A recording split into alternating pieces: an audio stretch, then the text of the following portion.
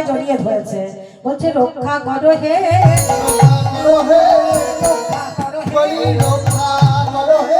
হে মধুসূদন তুমি রক্ষা করো হে, আরে তুমি ছাড়াই আর কেহ নাই, তুমি ছাড়াই আর কেহ নাই, তুমি ছাড়াই আর কেহ নাই।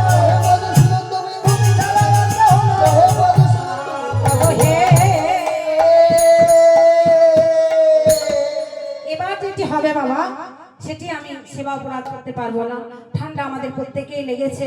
যদিও মহাজনগণ আজ আমার কি করেছে, রাইকে লইয়া বিনোদনে আর যমুনাবক্ষে একবার রেখেই আমি কিন্তু উত্তোলন করে মন্দিরে বসিয়ে তারপর মিলন করবো। হ্যাঁ, এবারে রাইকে লইয়া বিনোদনে, রাইকে লইয়া বিনোদনে, রাইকে লইয়া বিনোদনে,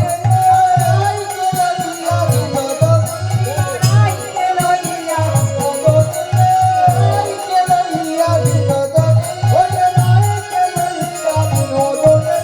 জলে ঝাঁপ দিলা আকুলা হয়ে, জলে ঝাঁপ দিল আকুল হয়ে, জলে ঝাঁপ দিল আকুল হয়ে, জলে ঝাঁপ দিল আকুল হয়ে।